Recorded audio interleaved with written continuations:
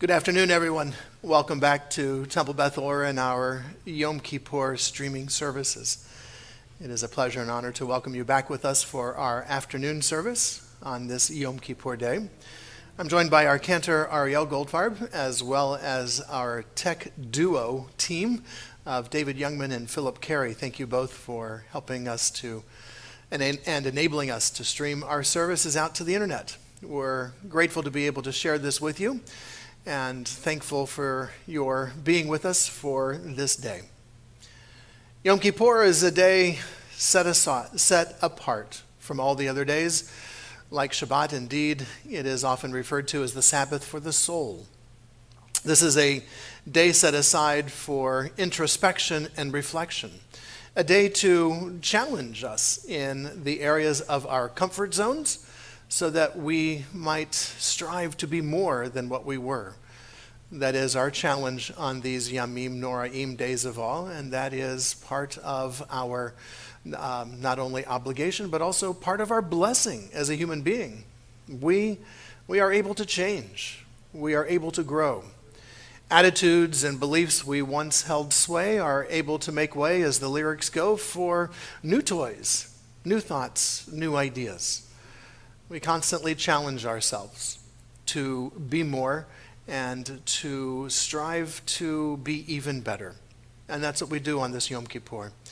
During this afternoon service, we'll have a chance to share in melodies and in meditations, readings and thoughts addressing this theme of teshuva, of turning.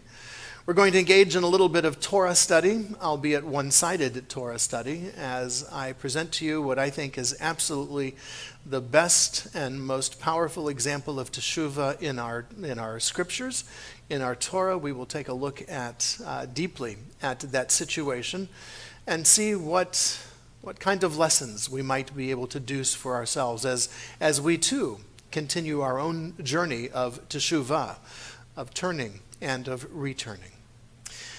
We welcome this time together with words from Rabbi Nachman of Bratslav, words we have heard previously. All the world is but a narrow bridge. And the most important thing is not to be afraid. We all have to cross that bridge. We all have to cross that bridge from what we were to what we will be. We all have to cross that bridge into our future. We can't stay here on this side and expect things to be different. In order for there to be a difference, we must be willing to take that step across this bridge. Let us not be afraid. Let us embrace this opportunity for learning new skills, for new thoughts and new ideas that will present themselves. Let us not hide on this side. Let us cross this narrow bridge. Kol haolam kulo gesher tzar me'od, gesher tzar me'od, gesher tzar me'od, od, od, od. Kol haolam kulo gesher tzar me'od, gesher tzar me'od. V'ha'ikar lo lepachad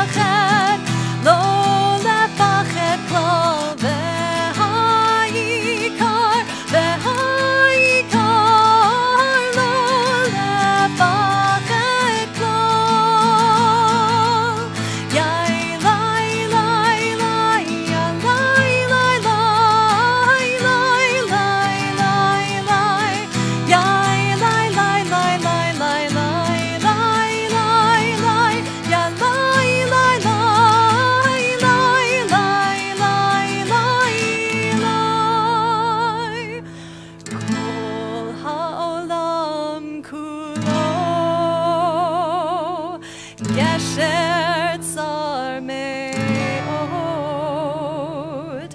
Gesher tsar me'od, Gesher tsar me'od, Kol ha'olam kulo, Gesher tsar me'od, Gesher tsar me'od,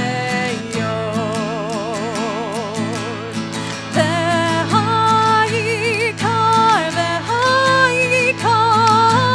lo lefachet, lo lefachet klal, v'ha'ikar, v'ha'ikar, lo lefachet klal. Yai, lai, lai, lai, ya, lai, lai, lai, lai, lai, lai, lai. Yai, lai, lai, lai, lai, lai, lai, lai, lai, lai, ya, lai, lai, lai, lai, lai, lai, lai, lai.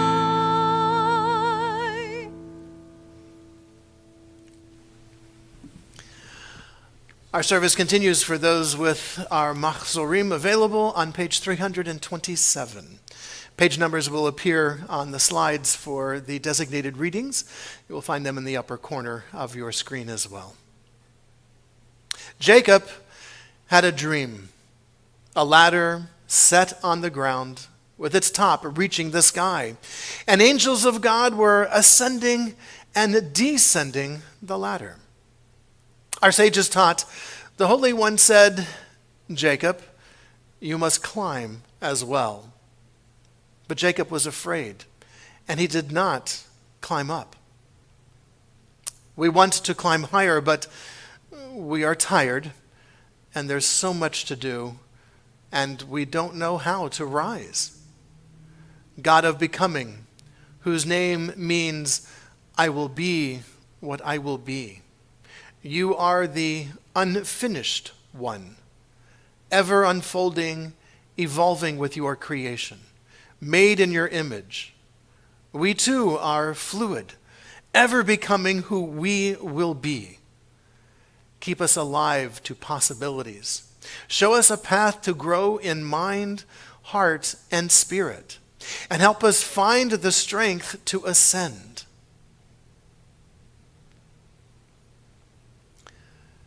Judaism, my child, is the struggle to bring God down to earth, a struggle for the sanctification of the human heart. This struggle your people wages not with physical force, but with spirit, with sincere heartfelt prayers, and by constant striving for peace and justice. So do you understand, my child, how we are distinct from others, and wherein lies the secret of our existence on earth? Knowing this, will your heart still be heavy, my child?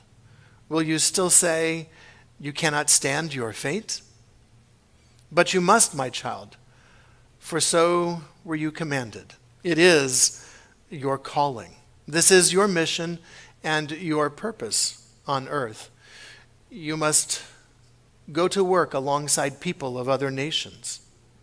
And you will teach them that they must come to a brotherhood of nations and to a union of all nations with God. You may ask, how does one speak to them? This is how. Thou shalt not murder. Thou shalt not steal. Thou shalt not covet, and love your neighbor as yourself. Do these things, and through their merit, my child, will you be victorious. Continue on page 373. Come to the woods. Come to the woods, for there is rest. There is no repose like that of the deep green woods. The clearest way into the universe is through a forest wilderness. The winds will blow their own freshness into you, and the storms their energy, while cares will drop of like autumn leaves. As age comes on, one source of enjoyment after another is closed, but nature's sources will never fail. The poetry of earth is never dead. Study nature, love nature, stay close to nature. It will never fail you. Nature is the living, visible garment of God. Nature never hurries. Atom by atom, little by little, she achieves her work. What seems to be a stone is in fact a drama. The joy of looking and comprehending is nature's most beautiful gift. When I behold your heavens, the work of your fingers, the moon and the stars that you set in place. Replete is the world with a spiritual radiance, replete with sublime and marvelous secrets. But a small hand held against the eye hides it all. The heavens declare the glory of God. The sky proclaims God's handiwork. What we lack is not a will to believe, but a will to wonder. To wonder. To wonder and to daydream. That is what this day is all about. Some of us have had the daydreaming beat out of us by parents, by teachers in schools. Some of us have forgotten how to daydream, how to let our imagination soar, how to think about anything other than what is right in front of us. All the more important for us to reconnect with that trait we once all shared in as young children. Daydreaming, fantasy, letting the imagination go. For our tradition teaches us where there is no dream, where there is no vision, people will run amok. This we read in Proverbs. It is important for us to have dreams, to have hopes, to have desires. That's how we build our future. Yes, of course, we have to confront reality and understand that reality will temper and perhaps change some of those dreams, but we must never let go of those dreams. We must always find ways to continue to wonder, just to let the imagination go. On this Yom Kippur, I hope you have spent some time or will spend some time imagining how things might just be. For with those dreams, there can come change. When we give up our dreams, that's when we have lost our way. We continue on page 372. Rava taught, when we are led in for judgment in Olam Haba, the world to come, the next world, we will be asked these questions. How we answer them says much about who we are, who we were, and how we lived our life. Number one, says Rava, did you conduct your business honestly? Number two, did you set aside a time to study? Number three, did you leave a legacy for future generations? And we might add, what is that legacy that we leave behind? And by this legacy, it does not need to be financial or property. But instead, let's think about what type of world we are leaving to the next generation. What type of lessons do we want to pass on to the next generation about how to live their life? And are we modeling that for the next generation? Did you leave a legacy for future generations? Number four, did you have hope in your heart? This one is deeply connected to those dreams. Do we still harbor dreams in our hearts? Visions of a better tomorrow? Or has cynicism taken root and blinded us?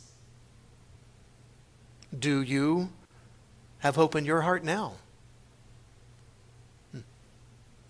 Number 5, did you get your priorities straight? Wow. Balance. That balance in our lives. Did you get your priorities straight? Number 6, did you enjoy this world? This one's a big one for our rabbis. They recognize that and try to teach us that everything we see around us is a gift. Even in the Torah, when there are those who take a vow of abstinence, the Nazirite vow, no wine, no liquor, no hair cutting. I guess I've got one of 3 vows going on. At the end of this Nazirite vow that someone would take for the purposes of spiritual enlightenment, for lifting themselves up, of challenging themselves, at the end of the term of that Nazirite vow, the one who made that vow had to bring a sin offering, according to the Torah. And our rabbis ask, how is bringing a sin offering after taking this vow, which is supposed to be for purposes of purification and spiritual enrichment, why does such a person need to bring a sin offering? And the rabbis respond, because during that time of the vow, they abstained from things of this world. And so they have to bring a sin offering for those things from God that they refuse to partake in. Did you enjoy this world? Do you enjoy this world? Number 7, perhaps the toughest of all questions. Were you the best you could be? Sometimes yes, sometimes no. Were you the best you could be? That question is what Yom Kippur is all about. Rava tried to teach us in these 7 questions ways in which we might understand our lives, ways in which we might understand life. And for Rava, who very much believed in there being life after death and Olam Haba, the world to come, these are the questions that we would have to answer. God will ask us these questions. God will explore all of our answers. And we will have to confront these aspects of our lives. Were you the best you could be? I'm hoping through my own efforts and energies that I can live up to that question and answer more often than not, yes. But this is a journey. We all have this journey to make. And there will be steps forward and there will be steps backwards. But we have the ability to take those steps. And along the way of these steps is, of course, the process of teshuva. In Hebrew, it means turning. It just means making a turn. A slight shift now can bring us to an entirely different destination in the future. And that is what these Yamim Noraim are all about. And to help us gain a little bit of insight into this process and into ways in which we might very well find ways for ourselves to grow, we're going to spend a little bit of time here engaging in some, albeit one-sided Torah study. But I hope to raise questions, and I hope for you to help find the answers and help me find the answers in particular verses in the Torah that deal with what I think is absolutely the ultimate act of teshuva, the ultimate act of turning. And along the way, we might learn how we too can do this. As with all things from Torah, it's a mitzvah. And with every mitzvah, there comes a blessing. We are grateful for the opportunity to be able to do this. And so on our Saturday morning Torah studies, this is the blessing we share. Baruch atah Adonai Eloheinu melech haolam, asher kitshanu b'mitzvotav v'tzivanu la'asok b'divrei Torah. Praised are you, Adonai, our God, source of all being, who calls us to holy act through mitzvot and inspires us to engage with words of Torah. Join me as we take a look at truly one of the best examples of teshuva. We begin in Genesis chapter 42. Our character here is one that is known to us, and it is about Joseph, here written as Yosef. By the way, a good thing to do later this evening, if you have not seen it in a long time or have not seen it at all, is to, on YouTube, you can search for this, since you're on YouTube. After we're done, click that little magnifying glass and search for Joseph and the Amazing Technicolor Dreamcoat. There is a full-length movie starring Donny Osmond, someone whom several of our members are very much favorably disposed to. We have showed snippets of that particular video during our Passover celebration and our Passover Seder. But if you have not seen it or have not seen it in a long time, I ask you to do that this evening. Anyway, we begin. The story, as you may recall, Jacob, also known as Israel, has 13 children, 12 sons and a daughter. And his most favorite son, indeed, good lesson to parents, we have three. Deborah and I have three favorite children. Good lesson to parents. Jacob, of course, loves Joseph. Joseph is the first son of the woman that Jacob fell in love with, Rachel. And Joseph was the firstborn son of Rachel, and so Jacob showers upon Joseph many gifts, including a coat of many colors. And Joseph has dreams. Remember, we talked about dreams. Joseph has dreams, only his dreams really anger his brothers. They are definitely, self-centered, narcissistic kinds of dreams, but you expect that from teenagers. That's how they function. So he has these dreams. The brothers are tired of hearing about their younger brother's dreams, and so they conspire to first kill him and then decide to sell him, and Joseph ends up in Egypt. In Egypt, he is framed for a crime he did not commit. He is jailed. Languishing away in jail, he interprets dreams of the Pharaoh's sommelier, his wine steward, his cupbearer, and the baker. He interprets the dreams correctly. The baker, sadly, must have served Pharaoh something not quite appropriate. The baker is executed. The cupbearer is restored to his position. And Pharaoh now has a dream. And it is Joseph who is finally remembered by the cupbearer, brought out of prison, and interprets the dream for Pharaoh. Pharaoh now places Joseph second in charge of all the land, having accurately predicted there would be 7 years of plenty, followed by 7 years of drought. We are now in those 7 years of drought.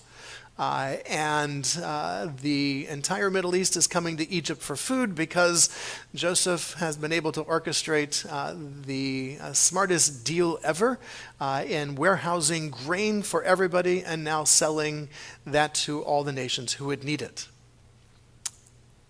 Meanwhile, in the land of Canaan, remembers those Canaan days? The family of Jacob are suffering immensely from this drought and from this the lack of food. They decide they will go and buy food from Egypt. They are sent with money from their father, and off we go. And this is where we pick up. The verses here.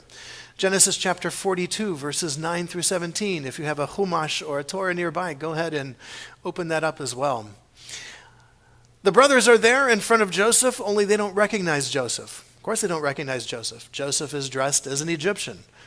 He is shaved, he's wearing eye makeup, and Joseph is there. He recognizes his brothers. And his brothers would not recognize Joseph because the last time they saw him, he was being sold as a slave. Who thought that a slave boy would end up becoming second in command of Egypt? And so it's not surprising that they don't understand it. In keeping with Shakespeare and other dramas, this section of our Torah is filled with the human element of drama. He accuses them of being spies. You have come to spot our country's weaknesses. No, they say. Your servants have come to buy food. We are the sons of one man. We're upright men. Your servants are not spies. No, says Joseph to them, you have come to spy out your country's weaknesses. They said, we, your servants, are 12 brothers, the son of one man in the land of Canaan. The youngest stayed with our father, and another one is gone. So for Joseph to hear this, again, it's been quite a few years. And all along the way, perhaps Joseph held out hope that Dad would rescue him. You know, when my brothers go back home and see that I'm not there, Dad's going to be really angry at them. He will ground them. He will punish them. He will take away their liberties, and he will come and find me because he will learn what they did to me. So Joseph had no idea what his brothers had told their father. Even here, this vague reference, and another one is gone, still leaves Joseph wondering, I think, why didn't Dad come get me? What happened? So Joseph continues, just as I said, you are spies. Here's how you can prove you're not lying. As Pharaoh lives, you will not leave here unless your youngest brother comes here. Send one of you and let him bring your brother. The brother, by the way, that is being spoken of here, the younger one back home, is Benjamin, who is Joseph's blood brother by Rachel. And so Benjamin holds a special place in Joseph's heart. And knowing how abusive his brothers were to him, he perhaps is fearing for his brother's safety. Bring him, says Joseph. This way I will know that you are not spies.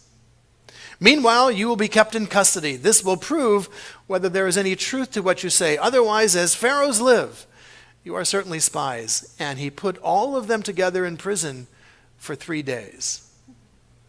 Now, in therapeutic speak, what is Joseph doing here? Yes, he's toying with his brothers. You sold me into slavery. You teased me and ridiculed me when we were growing up. And now I have the chance for revenge. He puts him in jail, but only for 3 days. But that's okay. Joseph here is working through his anger. He's working through his anger that he has felt and harbored towards his brothers all this time. And now he has the opportunity to do them. He could have them all killed right away. But he doesn't do that. He doesn't do that because, well, fortunately, there's still a part of Joseph, the compassionate Joseph, that still exists. That part of his heart has not been hardened over. Not yet. Let us see. And so while the brothers are in jail, they start speaking to each other, and they say, we are in fact guilty concerning our brother. He was in distress and pleaded with us. We saw it and we wouldn't listen. That is why this distress has come upon us now. Reuben says to them, Reuben was the one who, well, you'll see. Reuben says to them, didn't I tell you, don't wrong the boy? But you wouldn't hear of it. Now comes the reckoning for his blood. this conversation is taking place in front of Joseph as they are wrestling with what has happened to us. They were in jail for 3 days. 3 days later, they are brought back. They are still being toyed with by Joseph.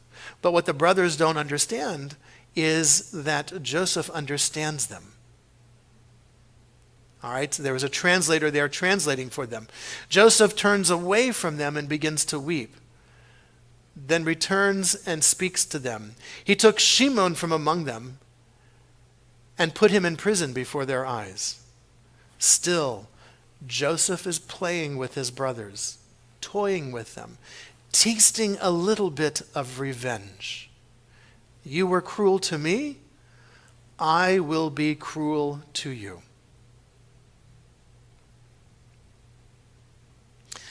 So, Shimon is there. The brothers are allowed to return back. They go back with their foodstuffs. Shimon is released. They go back. They get back to Dad, and they find out that, lo and behold, their money was placed back in their bags of food, and so the money that Jacob sent his sons with to go buy food is now back. Jacob's got to think something's really weird with his sons. He doesn't trust them already. That's why he sent Joseph after them in the first place. And that's what led them to then take Joseph and sell him. And so now there they are, and they come back, and they say the only way this is going to work is if we bring Benjamin back with us to this man in Egypt. Jacob, Yaakov, their father, says to them, "You've robbed me of my children. Yosef is gone. Shimon is gone, still in prison. Sorry, right? He's still there with Joseph. And now you're taking Benjamin away? It all falls upon me."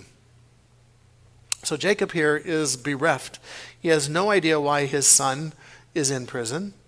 He has no idea why his other sons came back with food and the money. Apparently they must have stolen it.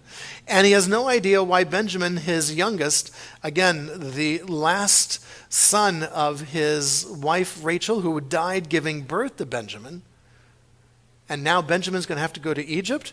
This is not good. This is not good for Jacob at all. And so this is what Jacob says. Their father Israel, at this point in the Torah, Jacob and Israel are used interchangeably. And so Jacob, used interchangeably. And so Israel answers them, "If that's how it is, do this. Take in your container some of the land's best products and bring to the man as a gift some healing resin, a little honey, some aromatic gum, some opium, wow, pistachio nuts and almonds. Take twice the amount of money with you and return the money that came back with you in your packs." It could have been an oversight. Yeah, it could have been an oversight. I don't think Jacob, Israel, believes that. I think he believes his son stole it. And he's sending him back with opium, of all things. Wow. Right there in the Torah. Yes, and take your brother too. Take Benjamin. And get ready and go again to the man. May El Shaddai give you favor in the man's sight so that he will release to you your older brother, Shimon, as well as Benjamin. As for me, if I must lose my children, lose them, I will. Wow. So Jacob here is convinced that this is probably the last time he's going to see any of these boys. He does not know that Joseph is alive. He thinks Joseph was torn by a wild beast. And so he does not know that Joseph is alive. I ask us to suspend, yes, those of us who know the story, let us suspend the fact that we know how this ends. Let's take the story as it unfolds. And so imagine the heartbreak of Jacob, of Israel here at this point. No certainties about what's going to happen to his sons. No certainties at all about life. This is it. But we need food, and you have to go.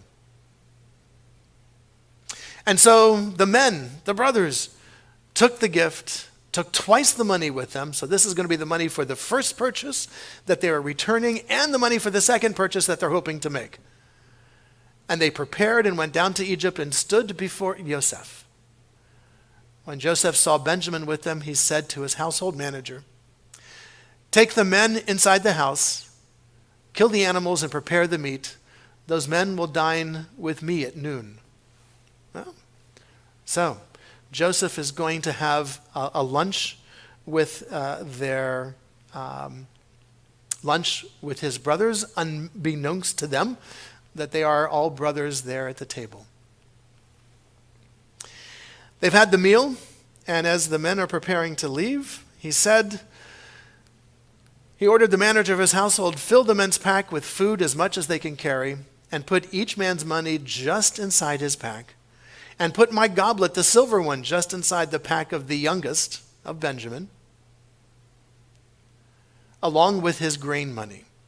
And his manager did what Joseph told him to do. And at daybreak, after a nice rest, after a full meal the day before, nice rest in the palace of Joseph, off they go with their donkeys. Again, what is Joseph doing here? Why is Joseph returning the money?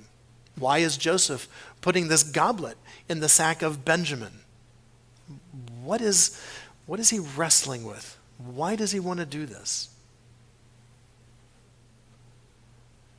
But before they were far from the city, Joseph now said to his manager, go up, meet the men, and when you overtake them, say to them, challenge them, why have you repaid good with evil? There's a goblet that is missing from my master's home, and what evil have you done? And so he did exactly that. He caught up with the men and challenges them, the goblet that my master uses is missing, and it is presumed to be within one of you. And here the brothers make a fateful mistake. Not knowing that the goblet has been placed there and thinking themselves all innocent, they say, whichever one of us the goblet is found with that person, let him be put to death. And the rest of us will be slaves, servants to your master, to Joseph. Wow. Be careful the words you speak. Convinced that they don't have the goblet, of course, they said, let's make it as strong as possible in our defense. And so the manager says, fine, we'll do this exactly as you said. Whichever one of you has found the goblet will be my slave. The rest of you will go blameless. So the manager here of Joseph's household twists this promise a little bit. We're not going to put anybody to death here. All right? He knows that one of them has the goblet because he put it in there. So of course he's going to shift the focus a little bit. The youngest one he knows is going to be a slave. So they unpack their packs, they throw it open on the ground, they search from the oldest and ended with the youngest, and there of course the goblet was found in the pack belonging to Benjamin. At this they tear their clothes with grief, and they load up their donkeys and return to the city.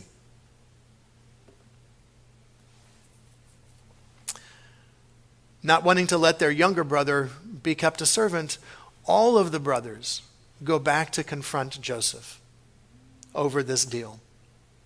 Joseph here has toyed with them. He's tasting revenge. There's no doubt about it. Joseph is making their lives miserable on purpose. This is part of his revenge. Joseph says to them now that they have come there, how could you do such a thing? Don't you know that a man such as myself can learn the truth by divination?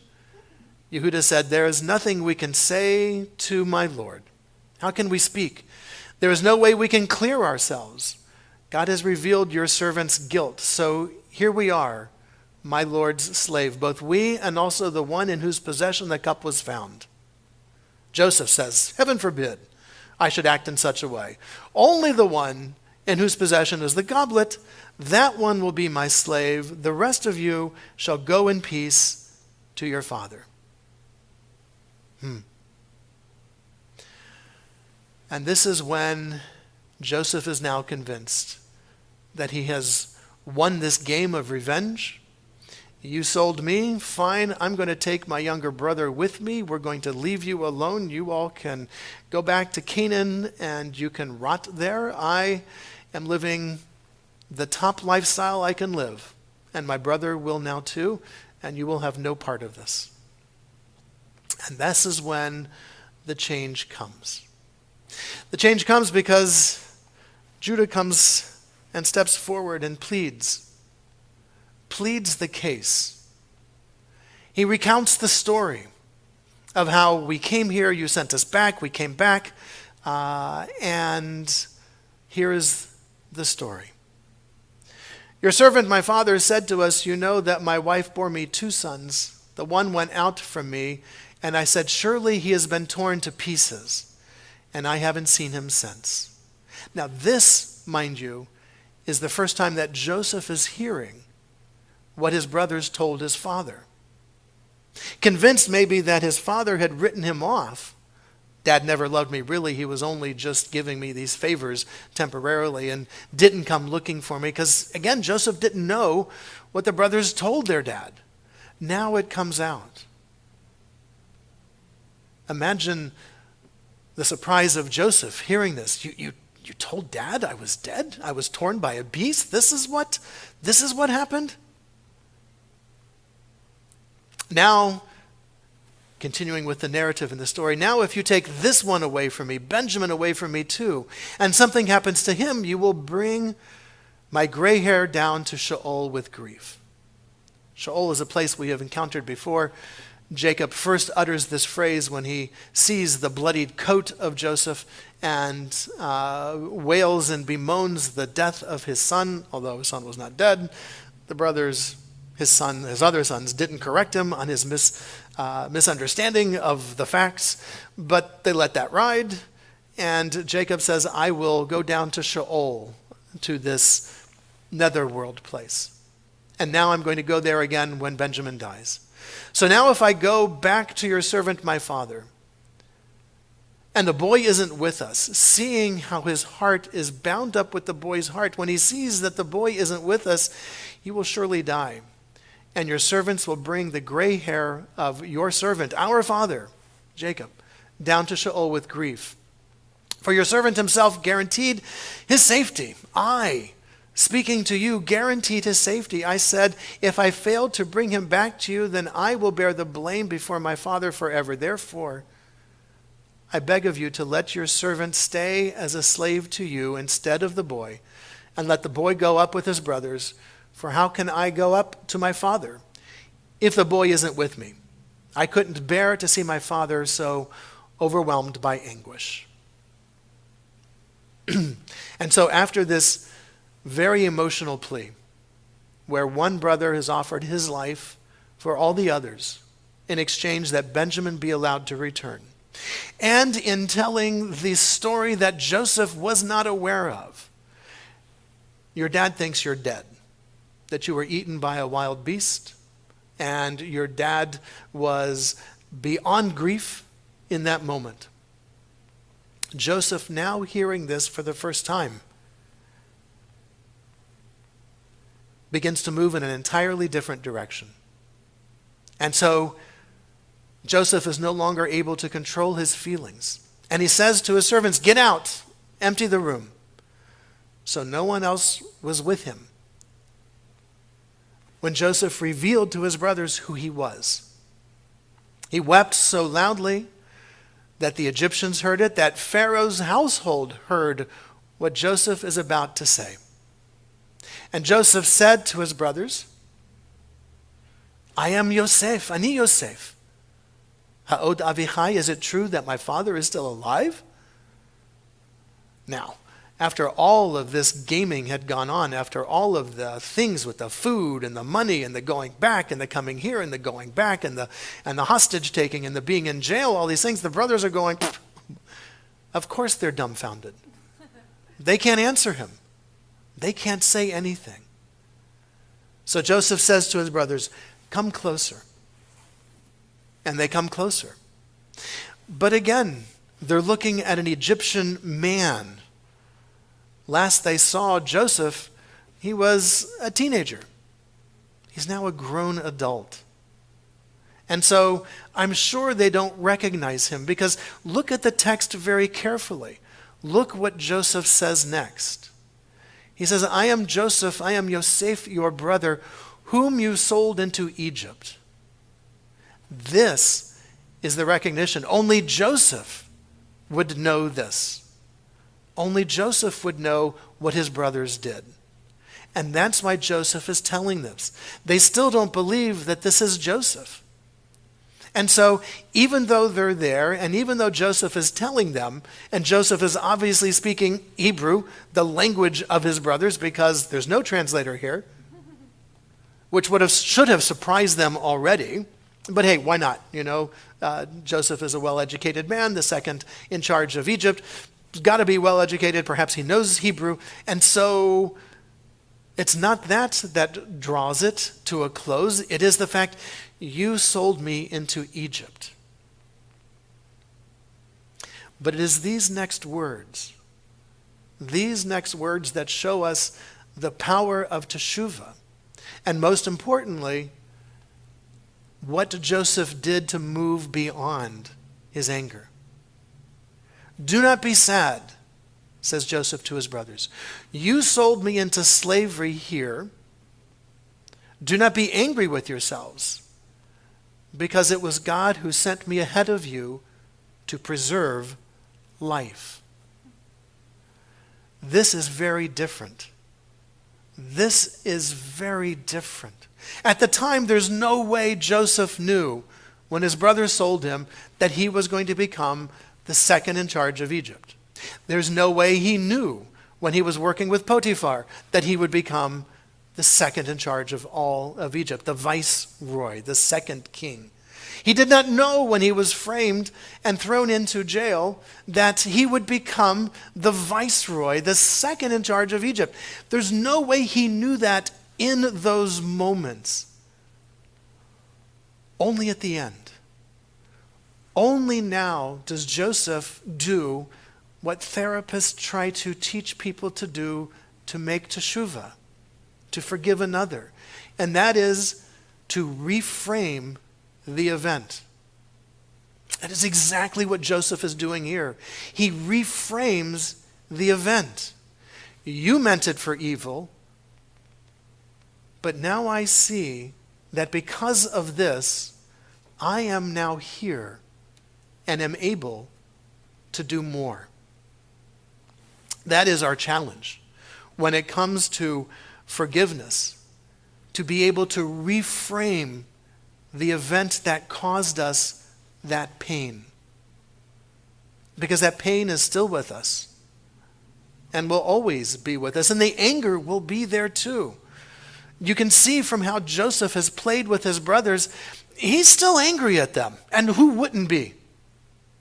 Even though things have worked out well, I am still angry at you for what you did to me. And so he frames them, he jails them, he makes them sweat, he instills fear in them because he has the power to do so. And Joseph could have said to his brother at this point, Joseph could have said, fine, that's a great deal. Join me as a slave, rest of you, out you go. But Joseph understood there was a higher value here, a higher value to let go of his anger against his brothers. The key point in forgiveness is denying anger any real power anymore. We think forgiveness is often for the other person. It's not. Joseph did this because he was tired of the anger. Joseph did this because he wanted to move on with his life. He had in so many other ways, but when his brother reappears, whammo, he's back in that pit where his brothers first threw him. And he wants to make them experience the terror he felt. And so he does that. And maybe we might need to play a little mind game, a little fantasy against those who have wronged us, where we see them writhing in pain in some fashion. Maybe we mentally need to do that. But more importantly is what we do with our feelings about what happened to us. Joseph teaches us that we have to reframe it. We have to find a way to reframe it. What did I learn from this experience? What have I become because of that experience? If I'm still that little teenager stuck in the pit that my brothers threw me in, then I am definitely stuck. But if I can see, looking back on the event, the changes that have taken place in myself along this journey, then I'm in a better spot. I am in Joseph's spot. I am able to look back and say, you intended this for bad. You thought that this would end me or destroy me or whatever. But look what I've done since then. Look what I've made of myself. Look at the lessons I learned from that experience. Maybe we can use that to reframe that original experience like Joseph did. It is God who sent me ahead of you. You intended this to end me and to interrupt all of my dreams. But here I am living out my dreams. And now I can look back and see and reframe what you did to me. And indeed, this is how the story ends. Jacob and all of his family come down to Egypt, live and thrive, and then, yes, things go bad. But at this point of our story, this has to take place, because if Jacob doesn't end up in Egypt, we don't end up coming out of Egypt, and we don't end up with those experiences. The trick to forgiveness, the key to teshuva, is finding a way to reframe the event that caused us so much pain. May we have the courage and the strength of Joseph to reframe all of those events in our past, to find a way to see what we learned because of it, to see what we achieved in spite of those events. And let us deny anger any real power over our lives anymore. Let us move into our tomorrow like Joseph.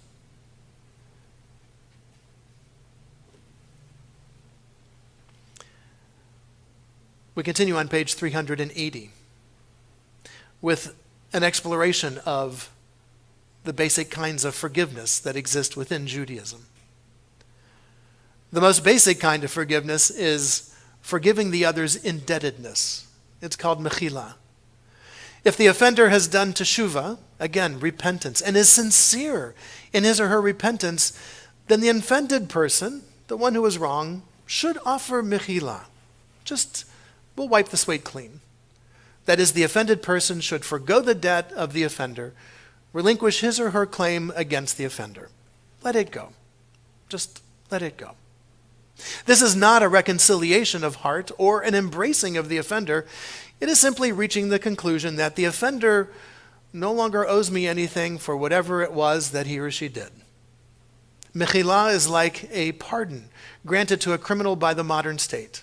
The crime remains, only the debt is forgiven.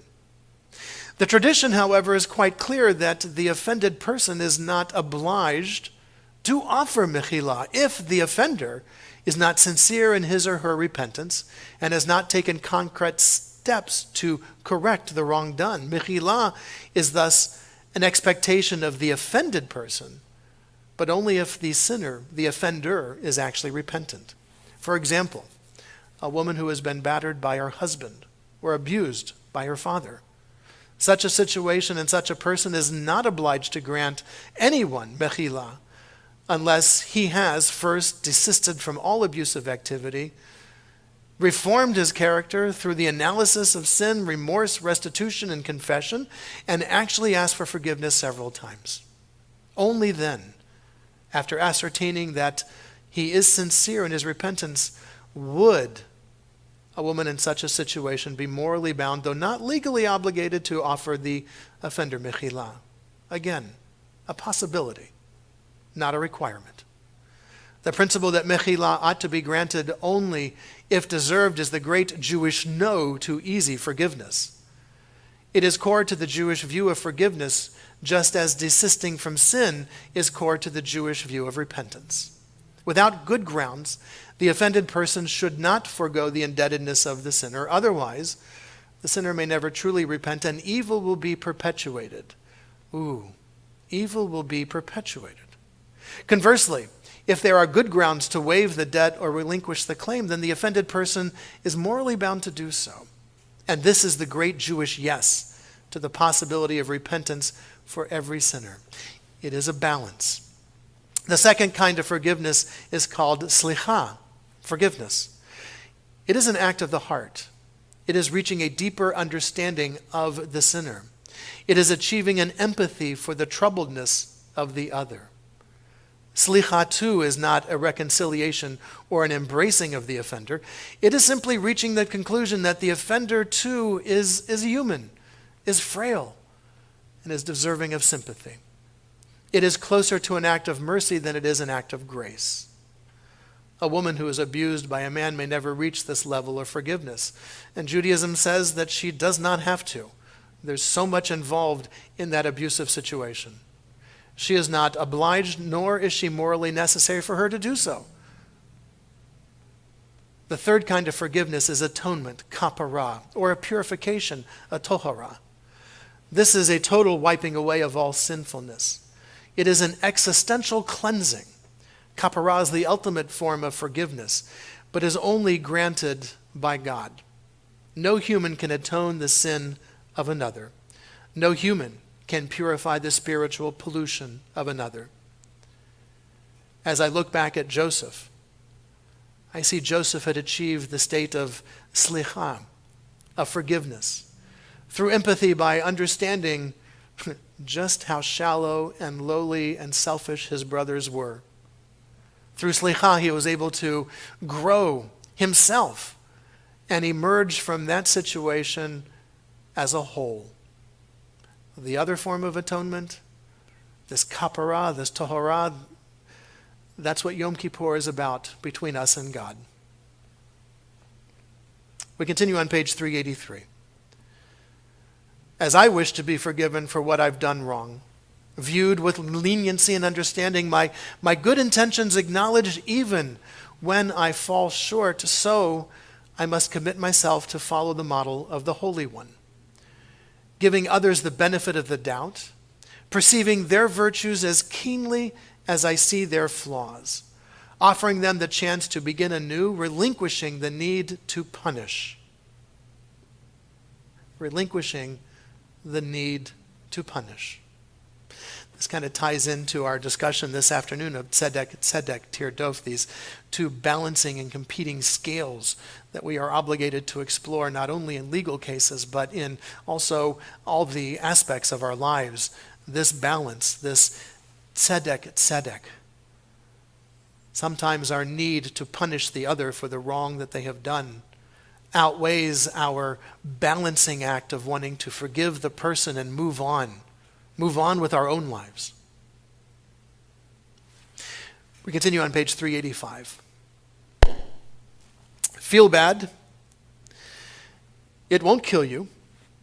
Use these feelings as a catalyst to make amends, so long as doing so doesn't inflict more pain. Do something positive that will help offset the damage that you have caused. After you've done all you can by way of making amends and have learned all you can from what you did, then make a solemn vow not to repeat the act. Assuming you have done all this, let it go. Right.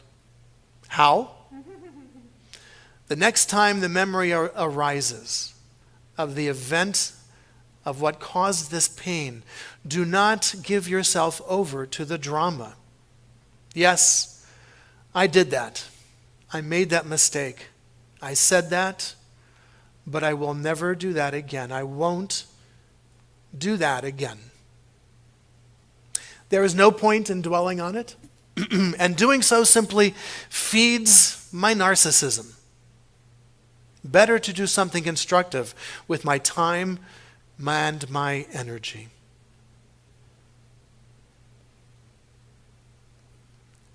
Oneness at the heart of all life.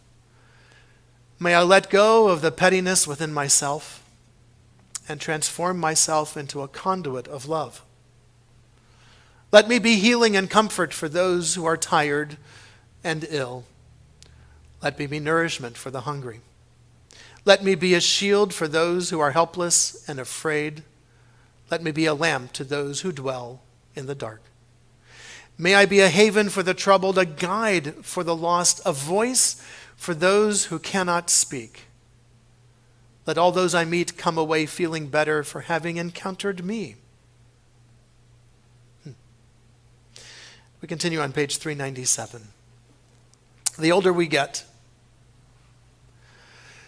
the greater becomes our inclination to give thanks, especially heavenward. We feel more strongly than we could have ever felt before that life is a free gift. Our hands reach out gratefully to receive the unexpected gift at each good hour. But we also feel again and again an urge to thank a friend, even if he or she has not done anything special for us. For what then? For really meeting me when we met, for opening her eyes and not mistaking me for someone else, for opening her ears and listening carefully to what I had to say. Indeed, for opening up to me what I really wanted to address, her securely locked heart.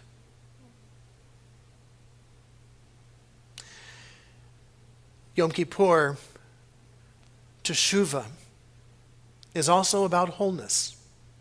It is about peace. It is about recognizing our wrongs and learning from those mistakes. It is about moving forward. It is about Shalom.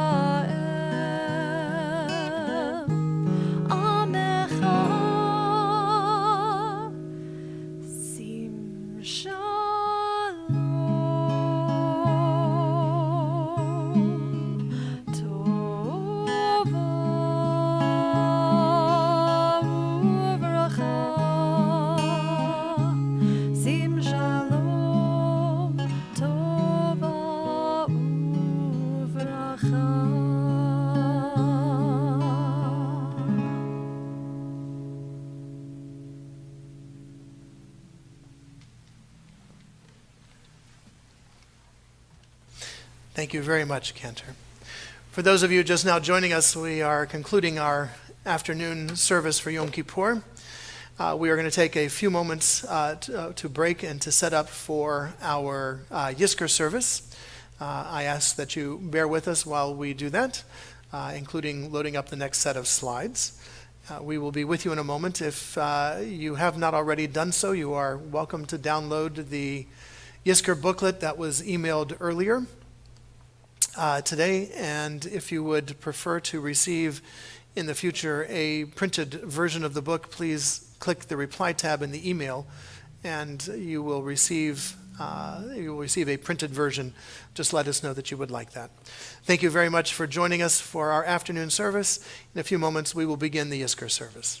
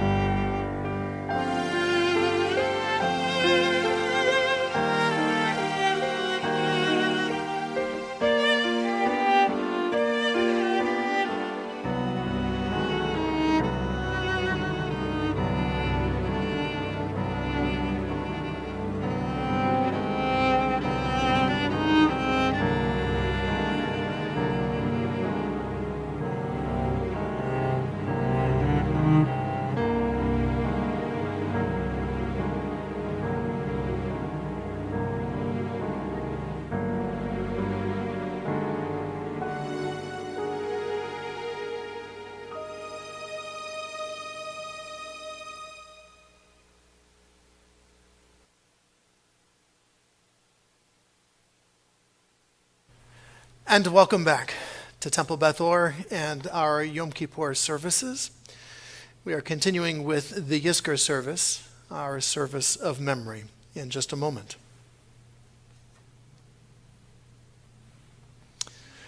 This is the hour of memory, and this is our house of comfort, albeit now in a virtual internet setting.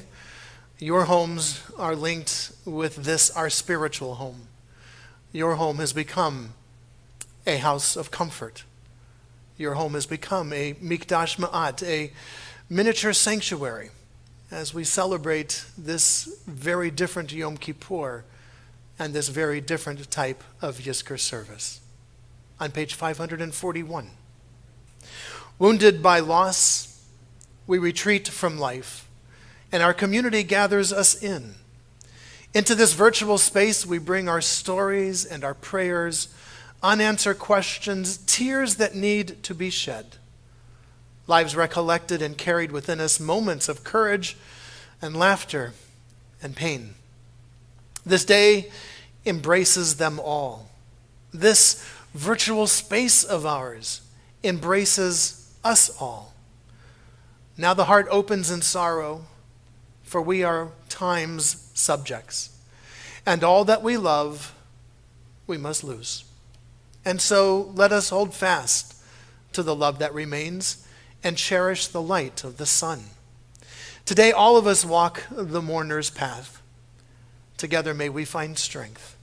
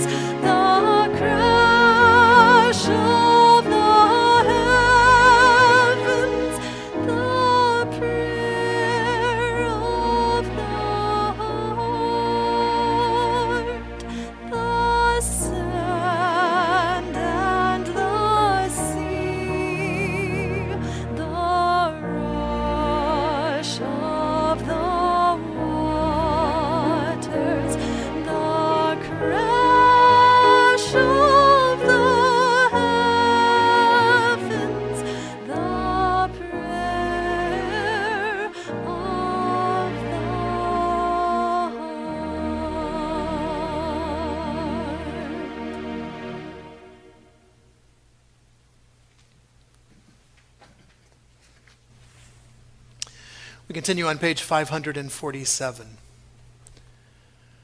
Yom Kippur without my father and without my mother is not Yom Kippur. From the blessing of their hands on my head, just the tremor has remained, like the tremor of an engine that didn't stop even after their death. The death of a loved one is the most profound of all sorrows. The grief that comes with such a loss is intense and multifaceted, affecting our emotions, our bodies, and our lives. Grief is preoccupying and depleting. Emotionally, we know this grief is a mixture of raw feelings, sorrow, anguish, anger, regret, longing, fear, and deprivation. Grief may be experienced physically as exhaustion, emptiness, tension, sleeplessness, or loss of appetite.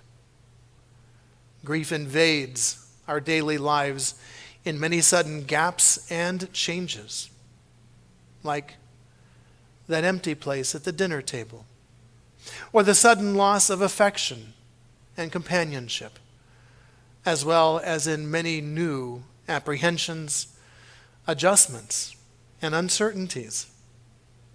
The loss of a loved one throws every aspect of our lives out of balance. The closer we were to the person who died, the more havoc that death creates. Love does not die quickly. Hence, to grieve is also to celebrate the depth of the union. Tears are then the jewels of remembrances, sad but glistening with the beauty of the past. So, grief in its bitterness marks the end, but it is also praise to the one who is gone. We continue on page 553. Move to the front of the line, a voice says, and suddenly there is nobody left standing between you and the world to take the first blows on their shoulders. This is the place in books where part 1 ends and part 2 begins. And there is no part 3. The slate is wiped not clean, but like a canvas painted over in white, so that a whole new landscape must be started. Bits of the old still showing underneath. Those colors sadness lends to a certain hour of evening. Now the line of light at the horizon is the hinge between earth and heaven, only visible a few moments as the sun drops its rusted padlock into place.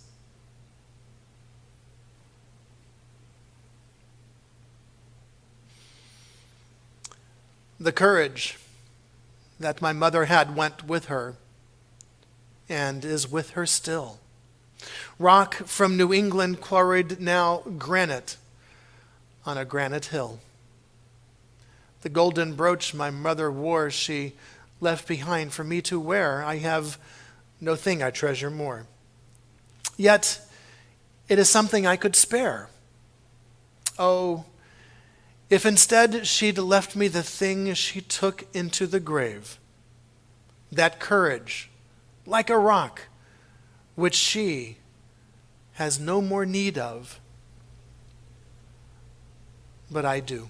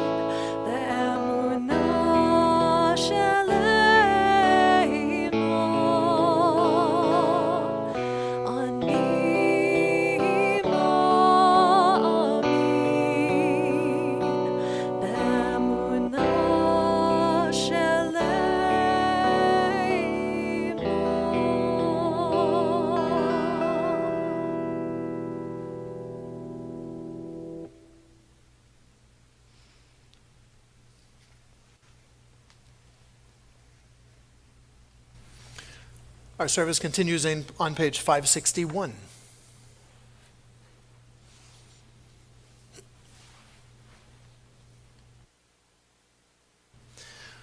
When I cry, my voice trembles with fear. When I call out, it cracks with anger. How can I greet the dawn with song when darkness eclipses the rising sun? To whom shall I turn when the clouds of the present eclipse the rays of tomorrow? Turn me around to yesterday, that I may be consoled by its memories. Were not the seas split asunder? Did we not once walk together through the waters to the dry side? Did we not bless the bread that came forth from the heavens? Did your voice not reach my ears and direct my wanderings? The waters, the lightning, the thunder remind me of yesterday's triumphs. Let the past offer proof of tomorrow.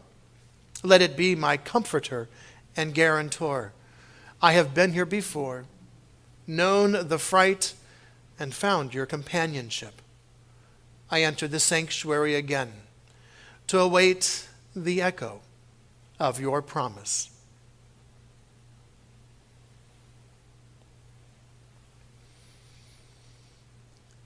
Everything will remember that I was here. The ships will be the color of my clothing. The birds will use my voice for singing. The fishermen on the rock will ponder my poem. The river that follows my footprints.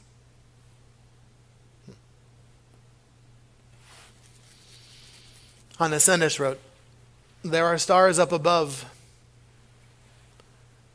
so far away, we only see their light long after the star itself is gone. And so it is with the people that we loved. Their memories keep shining ever brightly, though their time with us is done. But the stars that light up the darkest night, these are the lights that guide us. As we live our days, these are the ways in which we remember."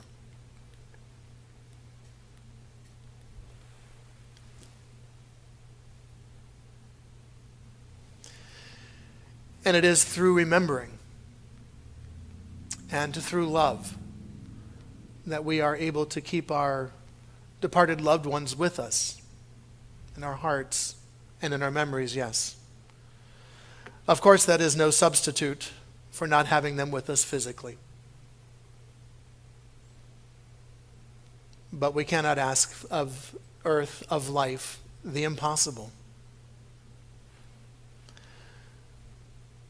It is hard to confront the reality of death, even those of us who have experienced the death of a close loved one. It still leaves us shaken to our core, no matter how much we know that this is part of human life. This has been going on for millions of years. Nevertheless, when death first comes, its icy grip squeezes our hearts, and we feel lost. We look for familiar signposts to guide us through this newly changed world that has been thrust upon us, only to find none. Even the familiar looks unfamiliar to us. We are overwhelmed and overcome with grief, and even more so with the intense paperwork of modern life. No sooner has our loved one died than there are forms to fill out, papers to file, insurance companies, Social Security, cemeteries, all these paperwork. It is easy for us to lose sight of our loved ones in those immediate moments. So overwhelmed we are with that fact of modern life. Forms and triplicates, signatures here, signatures there. And yet we find a way to persevere. We have no choice, it has to be done. Let's get through this. And so we do. And then we come to the funeral. And after the funeral, inundated with guests and visitors, although in these pandemic days, even that has become a greater challenge. Funerals that are taking place today are often smaller in number than we would like, and the people that we would like to include in our lives are unable to be present with us. All the more frustrating. And so we kind of go through the motions. We try to find a way to take a step forward, feeling ourselves continually being pulled backwards. As the days pass, things seem to be going well. 1 minute, we're fine, we're happy, we're functioning. The next minute, our eyes are blinded with tears.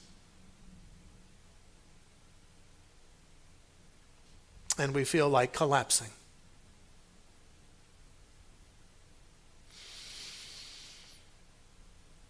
Grief is a very powerful emotion. And it comes at us from any direction and at any time. And we sometimes ridicule ourselves for still crying, for still mourning. But therein lies the fallacy. Mourning never ends. It just becomes something you learn to live with. There's no instruction manual for life, and even if there was, would we read it in the early days when we should? And so we get to this point in our life, and we mourn our loved ones. We so desperately wish they were still with us. We find ways to continue to keep them with us. We talk to them, absolutely. We continue to talk to them. We keep them in our hearts and in our memories. And Judaism teaches us there is life after death. This used to be part of our conversation. This used to be part of the ways in which we functioned in the world. Because in this world, in this reality, the wicked do prosper and the innocent do suffer. They may not prosper for long, and we may not suffer for long. But the fact that it happens raises great questions about a sense of justice. Judaism helped answer that question with the world to come, Olam Haba. It is there that justice will be instituted. It is there that the scales will be balanced. Those who thought they got away with it will be held accountable. And those who have suffered will find their reward. That message at one time may have been comforting to us, and it might still be comforting to many. But the beauty, the gift of the idea of Olam Haba, of a world to come, is that our consciousness will live on after us. After we have shared this physical existence. There is more to the human being than this physical body. And we, as mortal beings and of people of matter, will not be able to create the ultimate proof to test for the spiritual. But it is there. It is there. Judaism teaches us it is there. And I choose to let the mystery be. We can't prove otherwise. So why should I convince myself that that does not exist?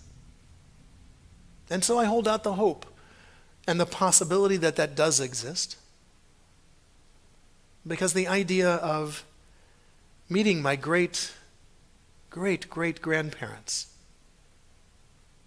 and perhaps my great-great-grandchildren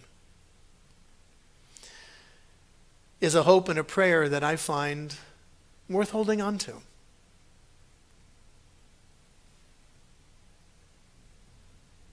We find ways to take that other step when death's icy grip squeezes our hearts. We find a way to emerge back into life and to find a way to keep going.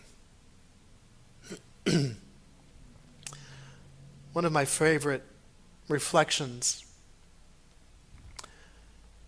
and thoughts about facing difficult times was written by Margaret Frischbach Powers. She tells a story. One night, a man had a dream. He dreamed he was walking along the beach with God. And across the sky flashed scenes from his life. And for each scene of his life that was reflected in the heavens, he noticed that there were 2 sets of footprints in the sand below. When the last scene of his life flashed before him, he looked back at all the scenes of his life, and he looked back at the footprints in the sand. And he noticed that sometimes in the footprints, there was only 1 set of footprints. And he noticed that those single set of footprints corresponded with the most difficult times of his life, when he was facing great challenges. This really bothered the man. And so he asked God about it. He said, God, you said that once I decided to follow you, you'd walk with me all the way, that you would never leave me. But I've noticed on the path of my life, during the most troublesome periods of my life, I noticed that there is only one single set of footprints. And I don't understand, God. I don't understand why, when I needed you most, why would you leave me? And God said to the man,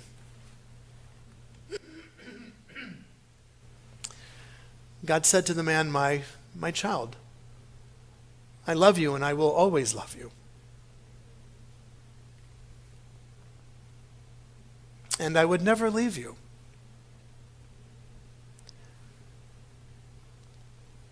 And you must know that when you look back on your life and you see those most troublesome periods of your life and you see that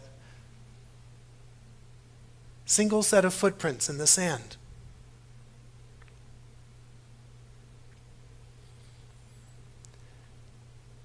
you must know that it was then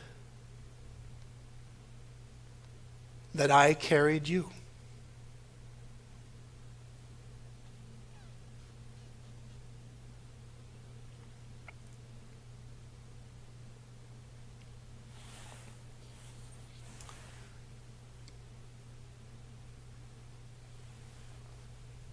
Where do we find that strength to take that next step?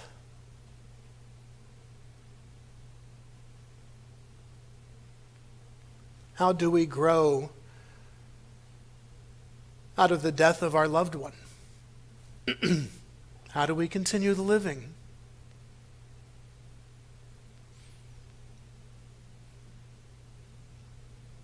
Because we keep them with us. And we have an inner strength and an inner resilience that can help us rise to the challenge of life. Our mortality is how humans were created. We were never meant to be immortal, but rather to make use of the limited time that we have with all the strength and the energies that we can bring to bear. May the memories of our departed be a light that shines for us, always,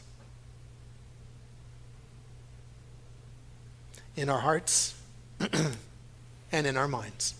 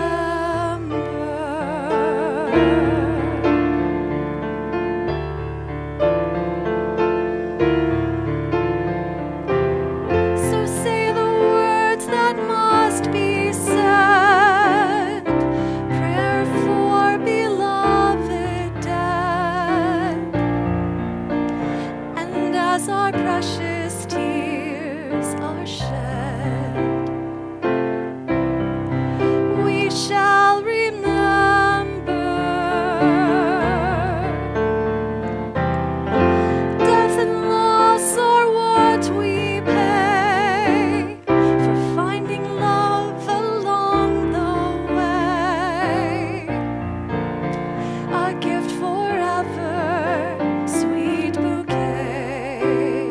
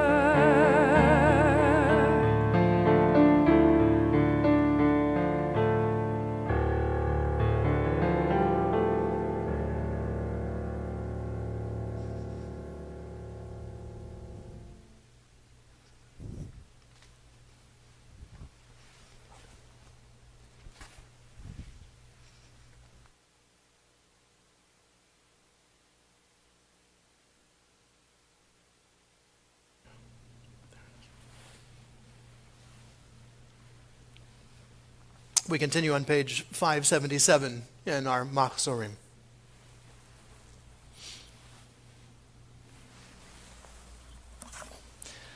Although you might need one of these.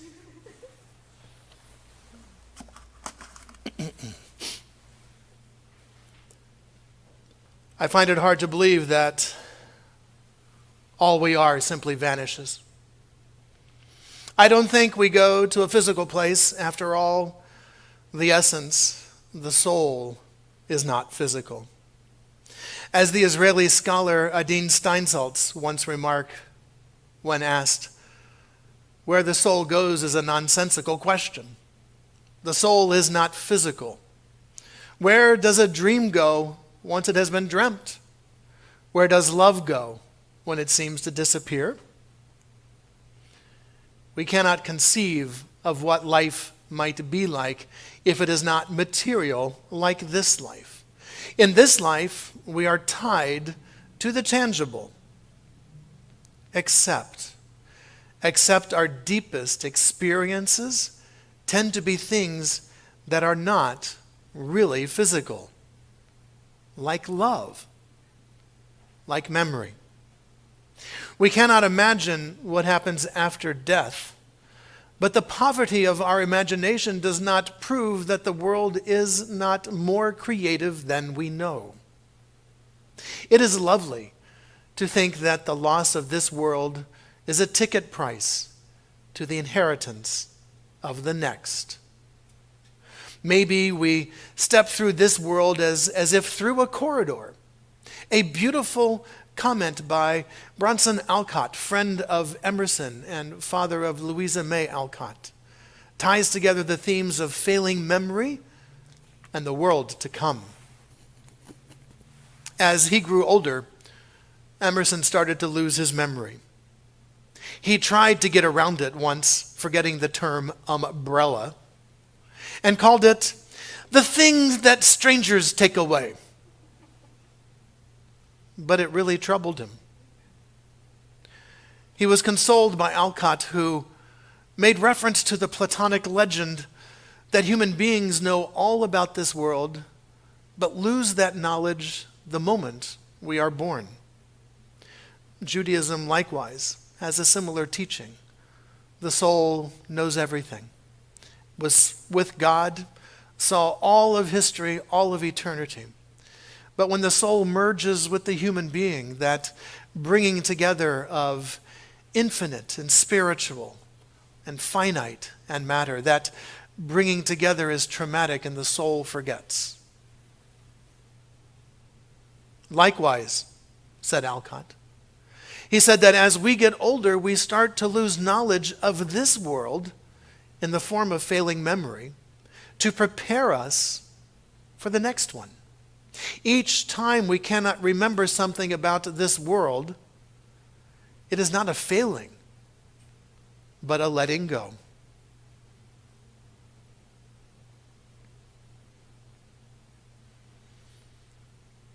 No other psalm, perhaps no other prayer, but the Kaddish itself is as inseparable from our experience of grief and mourning as is the 23rd Psalm. One phrase, so simple, direct, yet emotionally profound, has made it so. Ki ata imadi. You are with me. Or in the language of an earlier age, for thou art with me. To arrive at those words after passing through the valley of the shadow of death is to know, in the words of Rabbi Joshua Loth Liebman, that God contains and supports us as a mighty ocean contains and supports the infinitesimal drops of every wave. To arrive at those words is to feel at home in the cosmos, held and comforted, cared for and serene. The 23rd Psalm does not make promises that cannot be kept. It does not promise an end to all of evil. It does not promise the eradication of suffering and pain. Psalm 23 does not promise sunshine instead of shadows. It makes but one promise. One promise. Only this.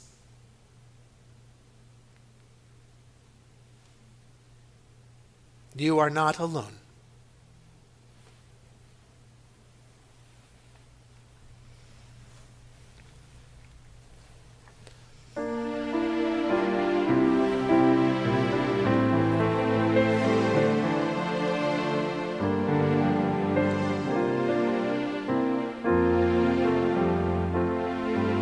Adonai ro'i lo echsar bino deshayar b'tzeini alemei menuchot yenna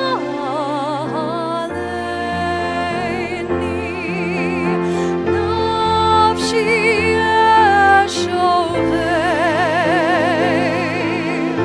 yancheini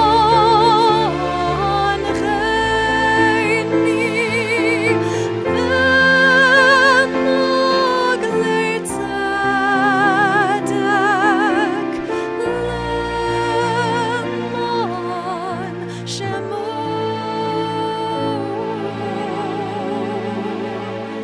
Gam ki elev begeitz al mavet lo irara ki ata imadi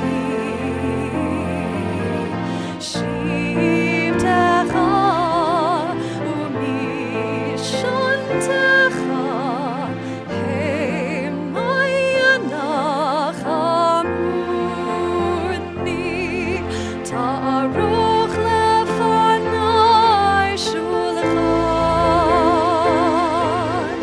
neged zorerai dishanta v'Hashem en roshi kozi revaya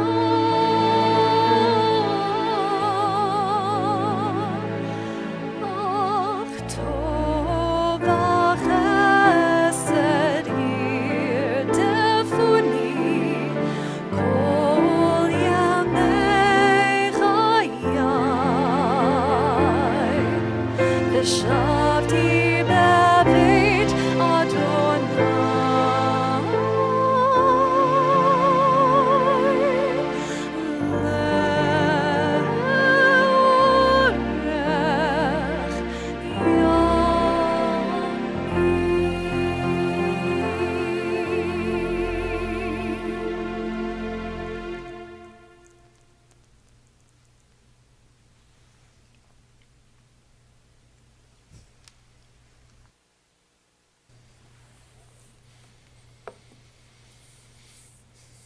We continue on page 597. Our loved ones live in our broken hearts, and at times that brings some measure of healing. Their acts of kindness and generosity are the inheritance that they leave behind. We feel their absence, but the beauty of their lives abides among us. As it is said, the name of one who has died shall not disappear. Our loved ones' names and their memories will endure among us. And these are the names that are on our lips and on our hearts. I invite us to contemplate for a moment.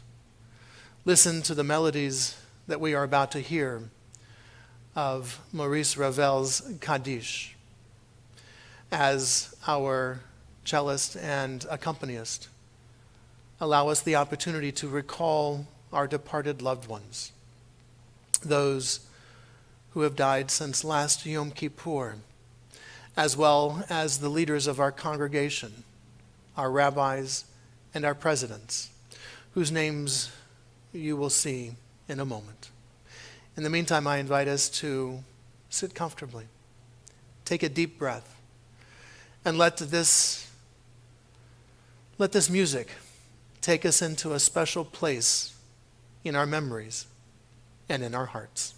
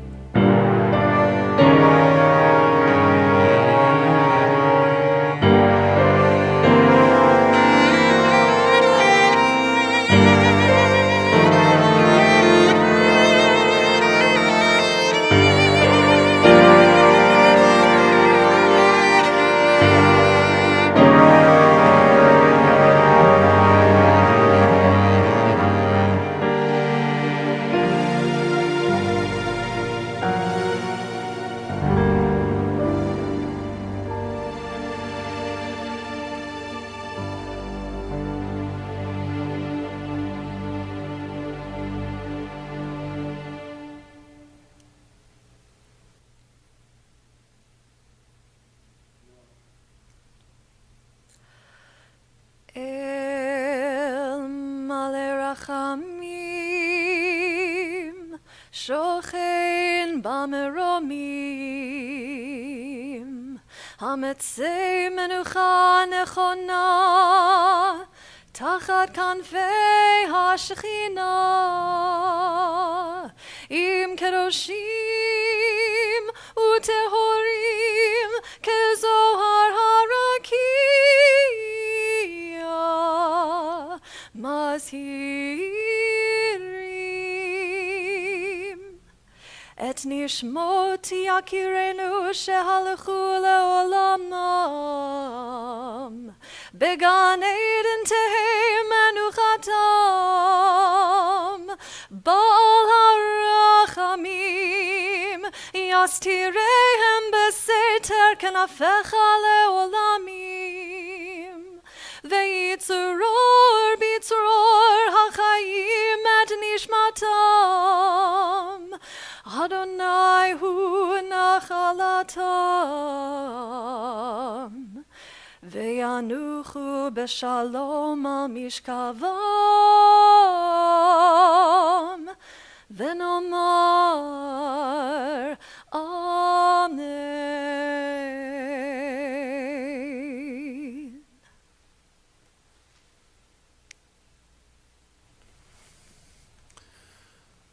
The words we are about to share, the words of our Kaddish, were crafted by our rabbis and begins as a prayer recited at the conclusion of something, conclusion of a period of study, a book of the Bible, a tractate of the Talmud.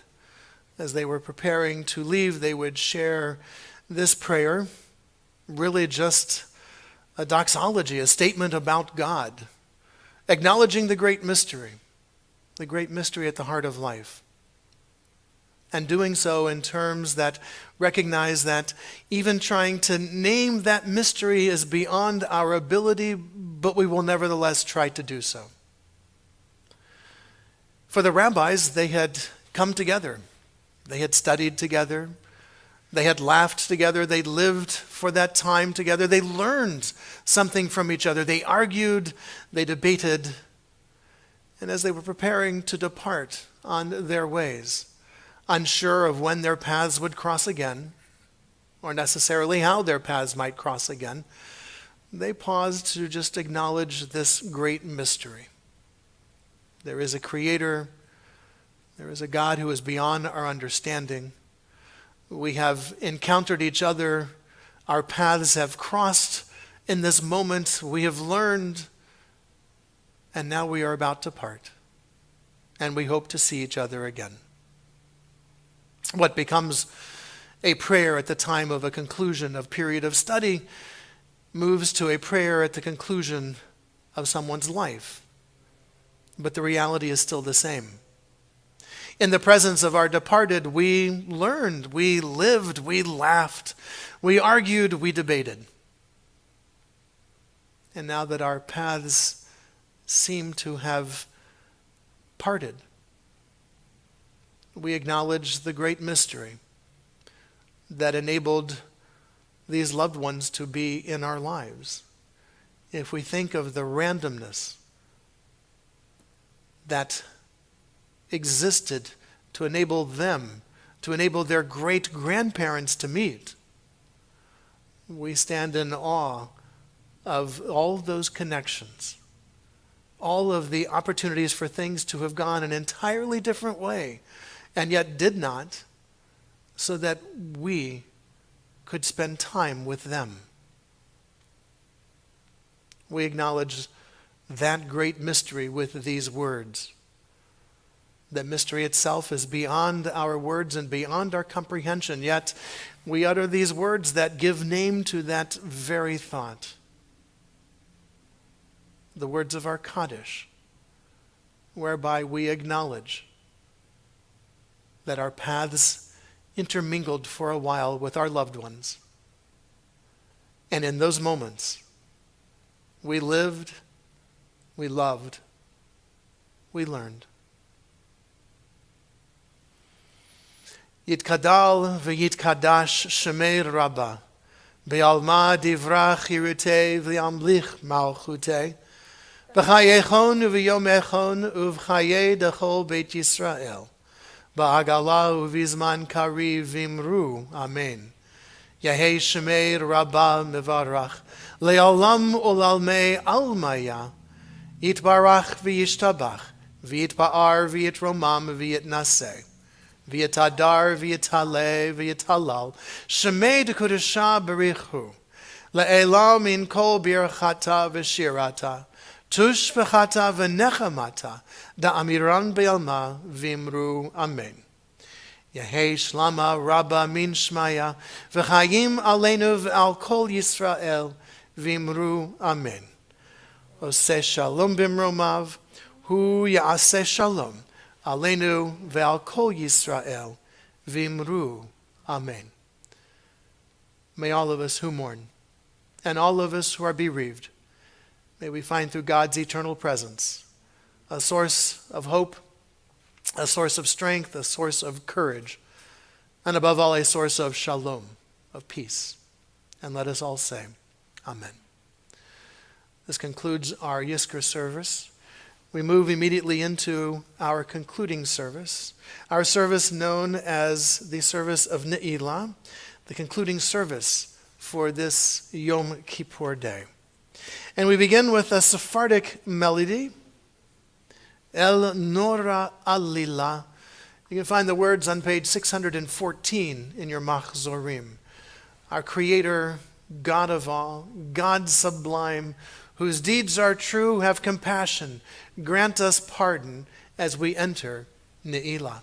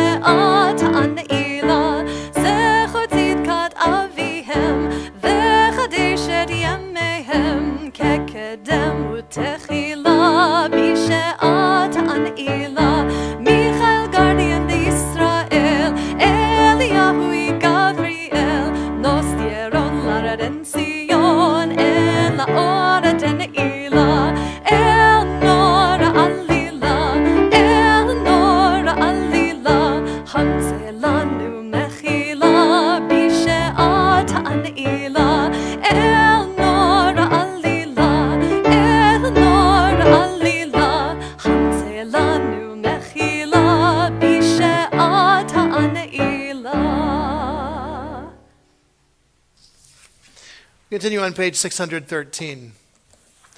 Again, the day begins to roll into darkness. The sky spills its pinks and purples, draining into blackness. Deep inside, there is a closing. A small gate is swinging shut in the mind. These last few thoughts rush through, and a life is sealed. Outside, a lone bird sounds its call and waits for a response. Taking small steps into the new year, I have come upon a blue lake in my heart, the stillest of waters in this dense word forest of prayer. And like a stand of old growth, the towers of the last Amida rise toward the unnameable. We continue with the words of our tefillah, the Amida.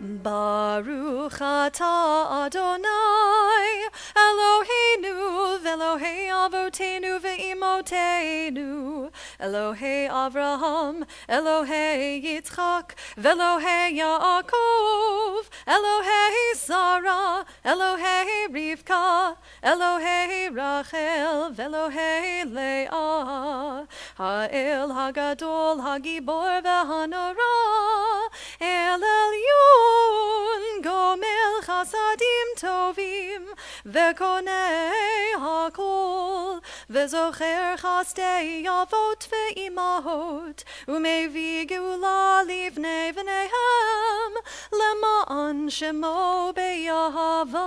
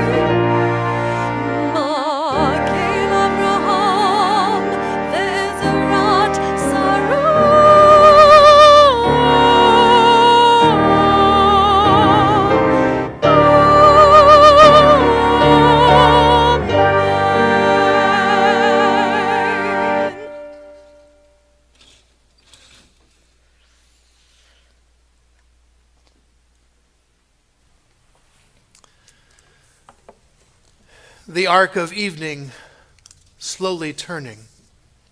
The sun's blue shadows washed away. The gate still open as soon 3 stars wait to pierce the sky. In the corridor where night bears its maze, you begin to begin again.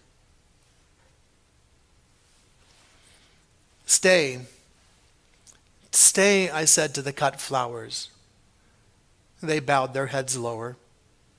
Stay, I said to the spider, who fled. Stay, leaf. It reddened, embarrassed for me and itself. Stay, I said to my body. It sat as a dog does, obedient for a moment, soon starting to tremble. Stay, to the earth of riverine valley meadows, of fossiled escarpments of limestone and sandstones. It looked back with a changing expression in silence. Stay, I said to my loves. Each answered, always.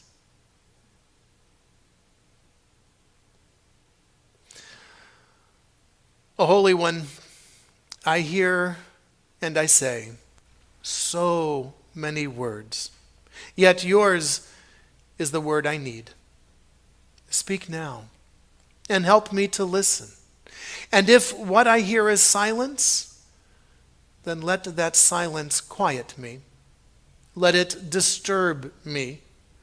Let it touch my need. Let it break my pride. Let it shrink my certainties. Let it enlarge my wonder.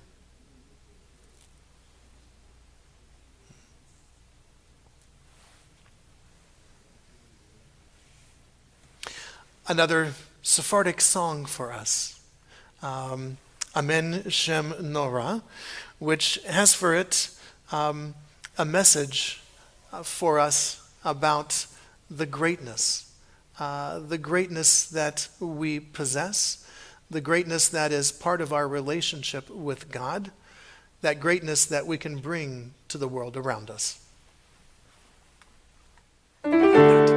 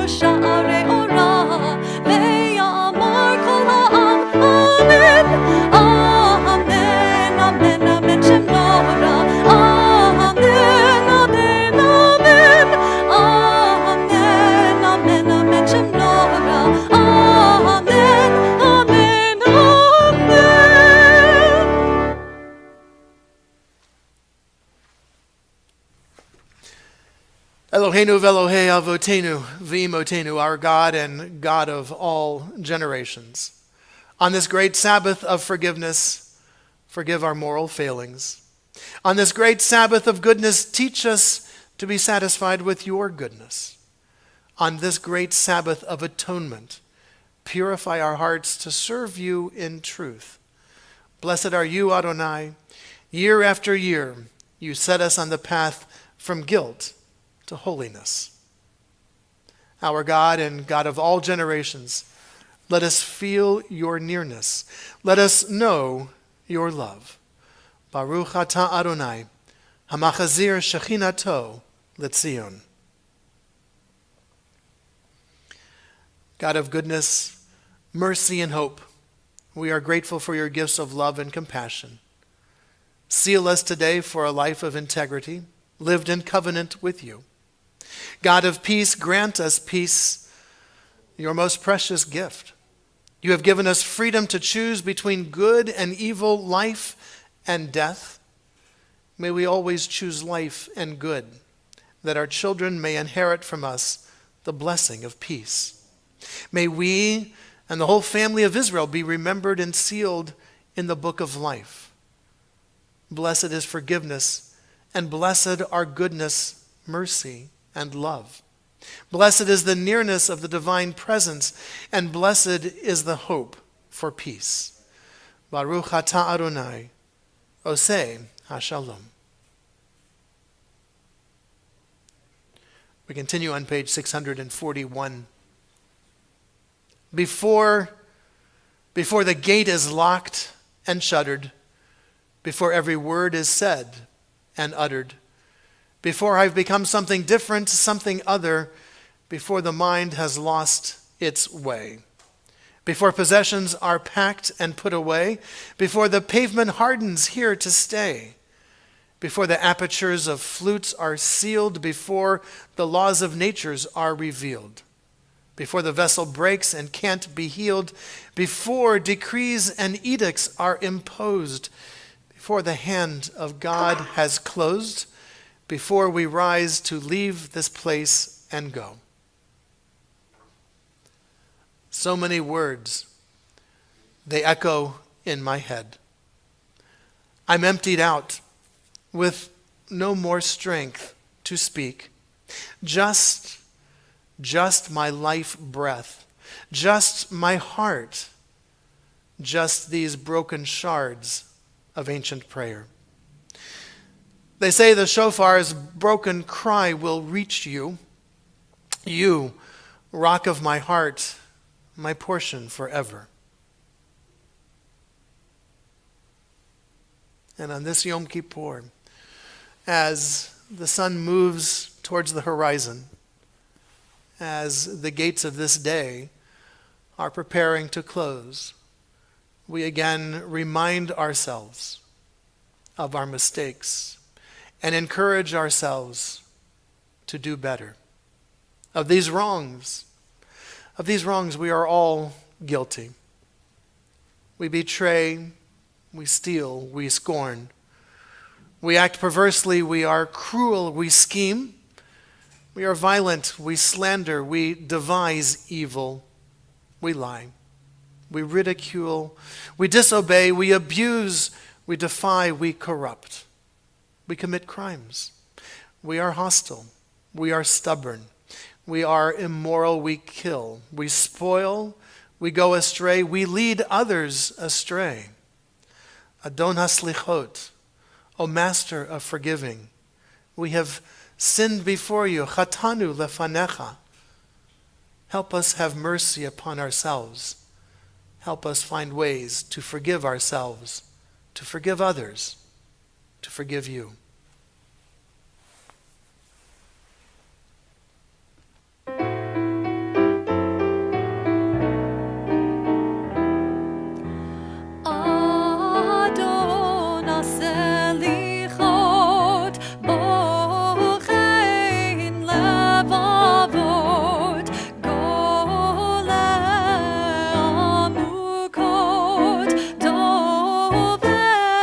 Tzedakot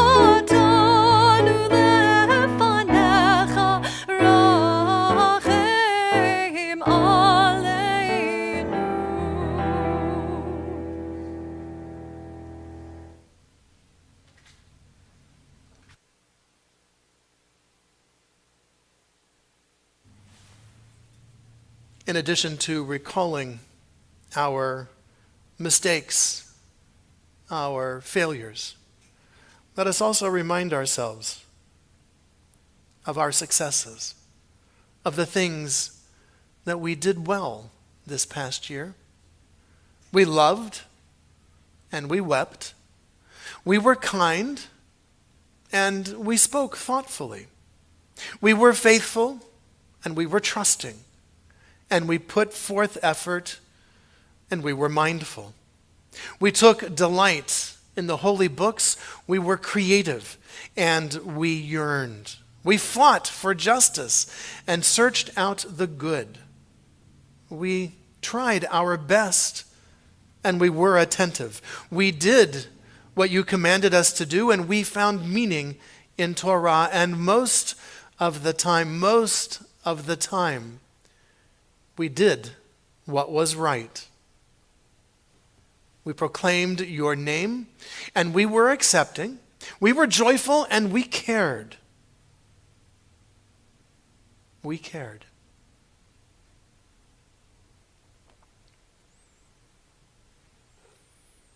From this place of prayer and community, this virtual space we have created on this day, we will soon bring to a close our time together. May we take up and take with us the spirit of this day. Melech Chafetz B'Chayim, a sovereign God who treasures life. Help us turn our homes into havens of your love, sanctuaries of your compassion. Let them be shelters against the storm, dwelling places for all that is life-giving and all that is good.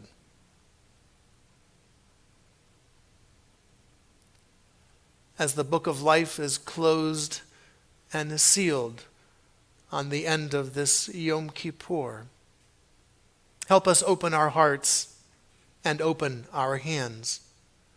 Let those who asked forgiveness and those who gave forgiveness be in peace. Let all God's seekers and soul searchers of this day be inspired and renewed. Together let us build a community of commitment. Let all of us this day be sealed, Gemara Chatima Tova, sealed for goodness, and sealed for life, B'Sefer Chaim Tovim, in the book of life.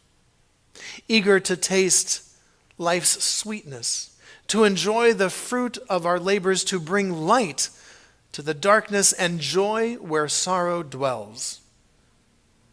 May we be sealed for a year of Torah and a year of soulful searching. May we be sealed for a year of kindness, good deeds, and love. And as the book of life is closed and sealed, open our hands and open our hearts as we open the ark.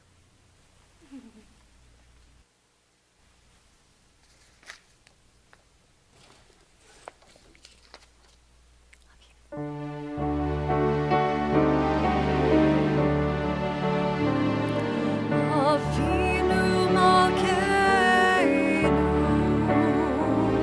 Chonenu Vaneinu. Avinu Malkeinu,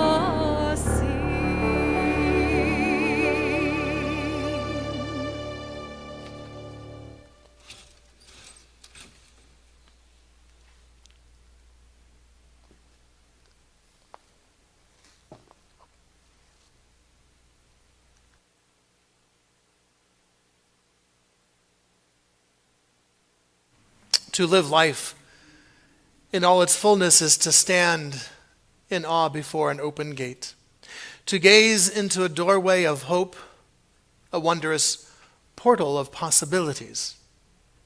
Many are the gates of our lives, many the treasures towards which they lead. And how many close behind us, lost, forgotten, and sealed forever? How many gates? How many years? Standing in awe before the gates of a new year, we see its most precious gift.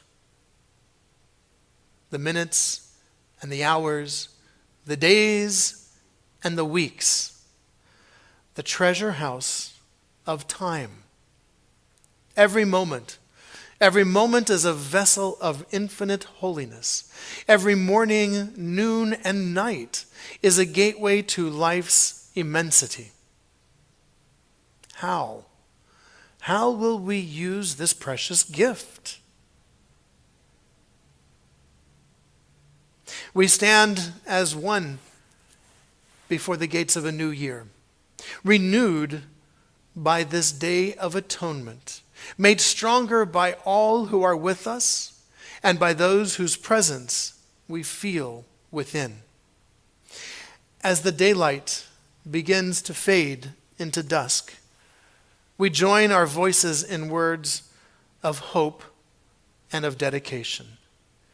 Pitchu lanu sha'arei sedek, navo vam nodeh ya. Open for us the gates of righteousness, that we may enter and praise the eternal source of life.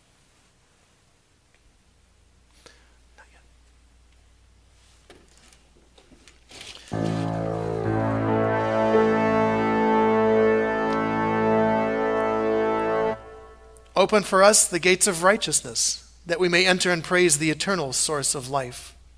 Open for us the gates of sacred community, that we may enter and feel its healing power. Open for us the gates of truth and integrity, that we may enter and grow in faithfulness. Open for us the gates of devotion and principle, that we may enter and find enduring values and meaning. Open for us the gates of repentance and return, that we may enter and offer our best. Open for us the gates of forgiveness, that we may enter and offer our humanity.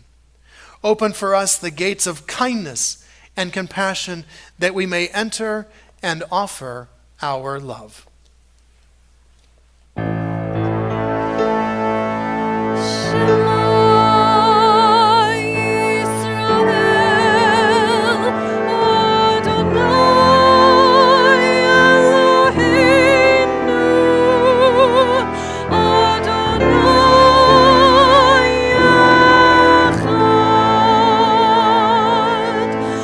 Baruch Shem Kavod Malchuto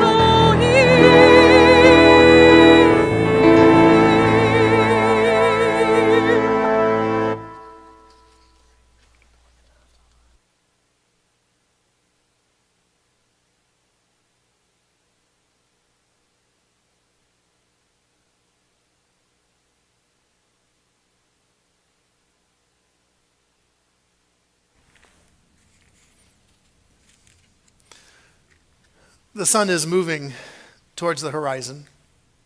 The day is soon going to end. But we're going to observe our ceremony of Havdalah here. Havdalah is not just for holidays, it's not just for Shabbat, it's not just for Yom Kippur. This day is not Shabbat, but Yom Kippur is understood as being the Sabbath of the soul. For this day has been filled with reflection and introspection. And as we come to the end of this day, we celebrate the Havdalah, the distinction that we are making. The distinction from what we were to what we are yet to become. The distinction of last year into this year.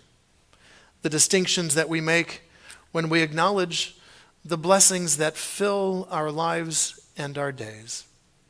With these symbols of Havdalah, we welcome this time of separation and this time of distinction.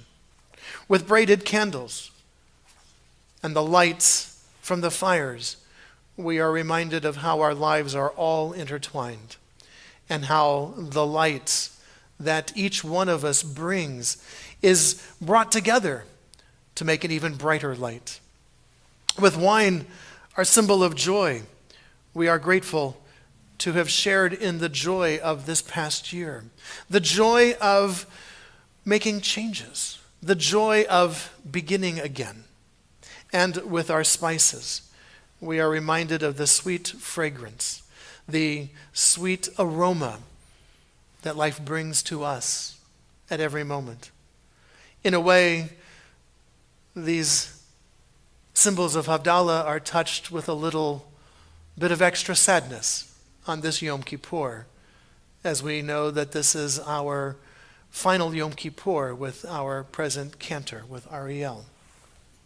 Like the braided candle, Ariel, your life has intertwined with us.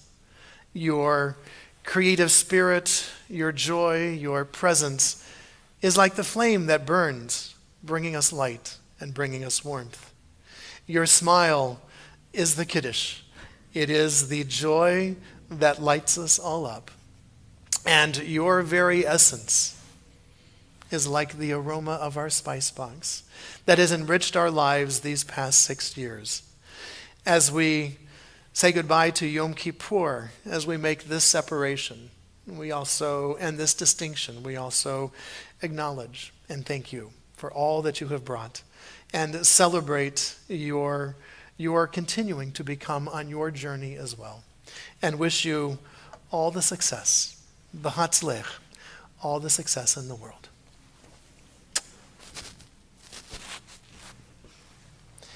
With that, we're ready for the blessings? Yeah. Very good. We share in the blessings over our ceremony of Havdalah.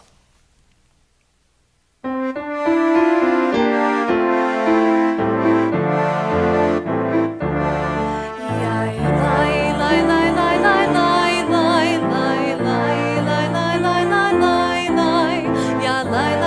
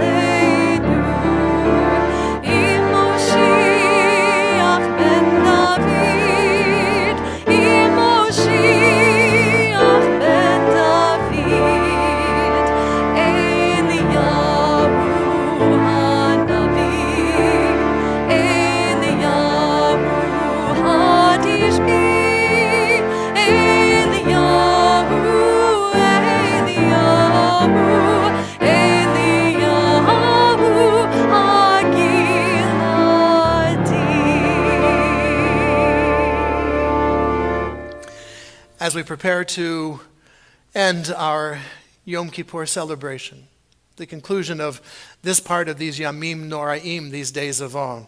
We do so with the sounding of the shofar and an opportunity for us to hear again that final cry of the shofar, to stir us, to motivate us, to move us.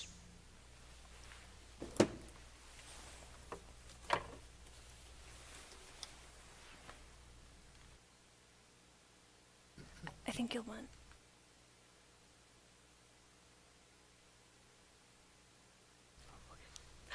Tekiah, Shivarim, Teruah, Tekiah Gedolah.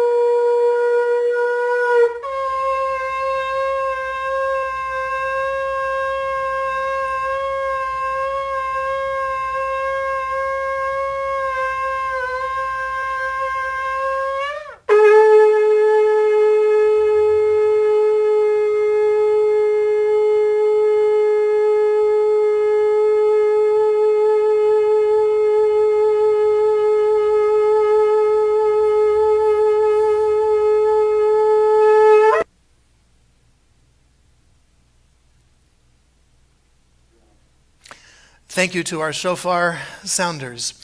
To all of you, from all of us here at Temple Beth Or, we say, Gemar Chatima Tova. May the final sealing, may our actions and reflections of these days of awe seal us in the book of life and in the book of blessing. Good Yontiv, everyone. To a safe week. We'll see you on Friday for Shabbat services. Good Yom Tov.